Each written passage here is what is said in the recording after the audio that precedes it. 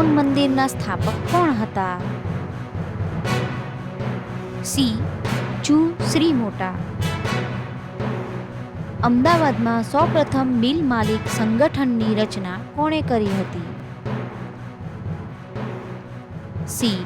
Ranchhodlal Chhotalal.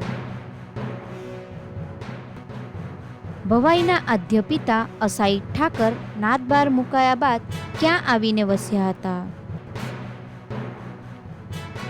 C. Unjha. ગુજરાતના કયા કવિને આખ્યાન કવિ શિરોમણીનું ઉપનામ મળ્યું છે? બી. મહાકવિ પ્રેમાનંદ. ઊંઝા નજીક આવેલા એવા સ્થળનું નામ આપો જ્યાં હિન્દુ મુસ્લિમ બંને કોમના દર્શનાર્થીઓ આવે છે. સી. મીરા દાતાર. સમગ્ર ગુજરાતમાં જોવા મળતા કયા કુળના પક્ષીનું અંગ્રેજી શાસ્ત્રીય નામ અમદાવાદ પરથી પડ્યું છે? સી. મુનિયા કુળના પક્ષી. રામદેવ પીરનું પ્રાચીન મંદિર ક્યાં આવેલું છે? ડી. રણુજા. ભાવનગરના કયા ધરામાંથી દુષ્કાળમાં પણ પાણી ખૂટતું નથી? એ. તાતણીયો ધરો. ગુજરાતનું સૌથી મોટું રેલવે સ્ટેશન કયું છે? બી. અમદાવાદ. દાંતા અને પાલનપુર વચ્ચે કઈ ટેકરીઓ આવેલી છે?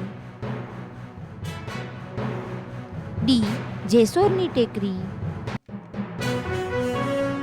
ગુજરાતી સાહિત્યની પ્રથમ પરિષદ ક્યાં અને ક્યારે યોજાઈ હતી?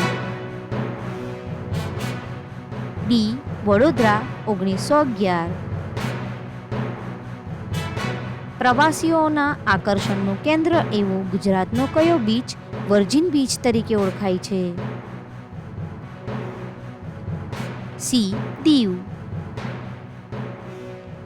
કાંકરિયા તળાવ કઈ સાલમાં અસ્તિત્વમાં આવ્યું? બી. ઈસવીસન 1451.